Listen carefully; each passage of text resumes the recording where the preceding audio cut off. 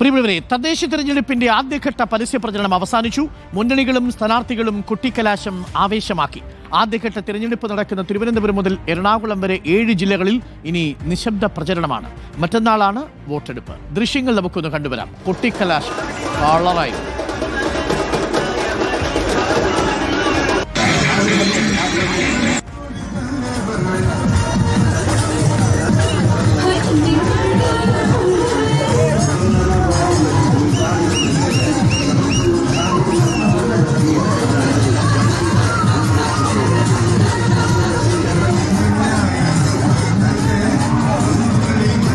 നമുക്കിപ്പം റഹീസ് റഷീദും മുബഷിർ പി അക്ബറും ചേരുന്നുണ്ട്. ആദ്യം റഹീസിലേക്ക്. റഹീസ്, നിയമസഭാ തെരഞ്ഞെടുപ്പിനോട് കിടപിടിക്കാവുന്ന ആവേശമായിരുന്നു അല്ലേ തദ്ദേശ തെരഞ്ഞെടുപ്പിലും നമ്മൾ കണ്ടത്? കൊട്ടിക്കലാശത്തിന്റെ അവസാന നിമിഷവും അരുൺകുമാർ, ഒരു മാസത്തെ കാലത്തെ വാശിയേറിയ പ്രചാരണത്തിന് ശേഷം സംസ്ഥാനം ആദ്യഘട്ട തെരഞ്ഞെടുപ്പിലേക്ക് പോവുകയാണ്.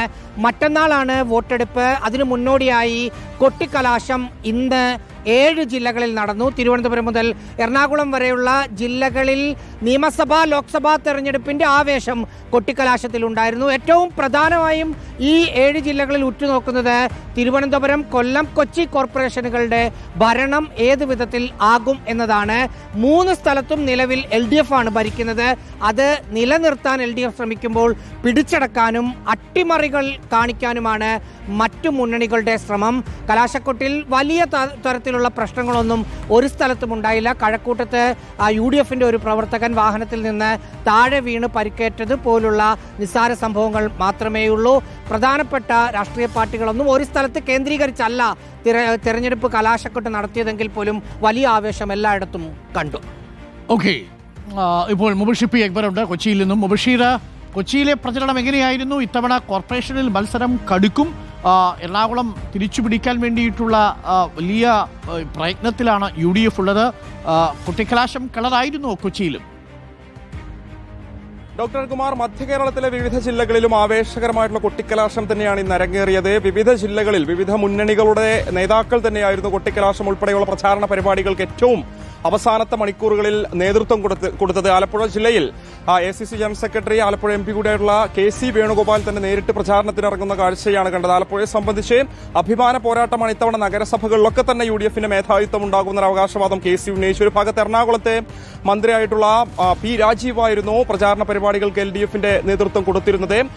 NDAയുടെ സമാനമായ സംസ്ഥാന നേതാക്കളൊക്കെ തന്നെ വിവിധയിടങ്ങളിൽ പങ്കെടുക്കുകയുണ്ടായി. എല്ലായിടങ്ങളിലും വളരെ മികച്ച പരിപാടികൾ തന്നെയാണ് നടന്നത്. ഒരിടത്തും മറ്റേ അനിഷ്ട സംഭവങ്ങളോ മറ്റു പ്രശ്നങ്ങളോ ഒന്നും തന്നെ ഉണ്ടായിരുന്നില്ല. പോലീസിന്റെ പൂർണ്ണമായിട്ടുള്ള സുരക്ഷാ സംവിധാനങ്ങളോടുകൂടി തന്നെയായിരുന്നു പരിപാടികളൊക്കെ തന്നെ നടന്നത്. എറണാകുളത്തെ സംബന്ധിച്ച് കൊച്ചി കോർപ്പറേഷനിലായിരുന്നു ഏറ്റവും ആവേശകരമായിട്ടുള്ള കൊട്ടിക്കലാശം പരിപാടി നടന്നത്. തീപ്പാറും പോരാട്ടം നടക്കുന്ന കൊച്ചി കോർപ്പറേഷൻ ഇത്തവണ തിരിച്ചുപിടിക്കുമെന്നുള്ളതാണ് UDFന്റെ അവകാശവാദം. പക്ഷേ സർക്കാർ ഉൾപ്പെടെ നടപ്പിലാക്കിയ വികസന പ്രവർത്തനങ്ങൾ തങ്ങൾക്ക് മുതൽക്കൂട്ടാകും. അതുൾപ്പെടെ ജനങ്ങൾ തിരിച്ചറിഞ്ഞുകൊണ്ട് ഭരണസമിതിയെ നിലനിർത്തും. LDF തന്നെ ഇത്തവണ ഭരണസമിതി നിലനിർത്തുമെന്നുള്ളതാണ് കൊച്ചി കോർപ്പറേഷനെ സംബന്ധിച്ചുള്ള അവകാശവാദം. തൃപ്പൂണിത്തറ, കളമശ്ശേരി ഉൾപ്പെടെയുള്ള ഇടങ്ങളിലും ആവേശകരമായുള്ള പരിപാടികൾ തന്നെയാണ് നടന്നത്. കോട്ടയം, ഇടുക്കി, ആലപ്പുഴ ഉൾപ്പെടെയുള്ള എറണാകുളം ഉൾപ്പെടെയുള്ള ജില്ലകളിലെ വിവിധയിടങ്ങളിൽ തദ്ദേശ സ്ഥാപനങ്ങളുമായി ബന്ധപ്പെട്ട പഞ്ചായത്ത് ഉൾപ്പെടെയുള്ള ഇടങ്ങളിൽ ആ നിലയിലുള്ള പരിപാടികൾ തന്നെയാണ് ഇന്ന് അരങ്ങേറിയത്. Arunkumar, thank you. Mubashir P അക്ബറാണ് നമുക്കൊപ്പം ചേർന്നത്.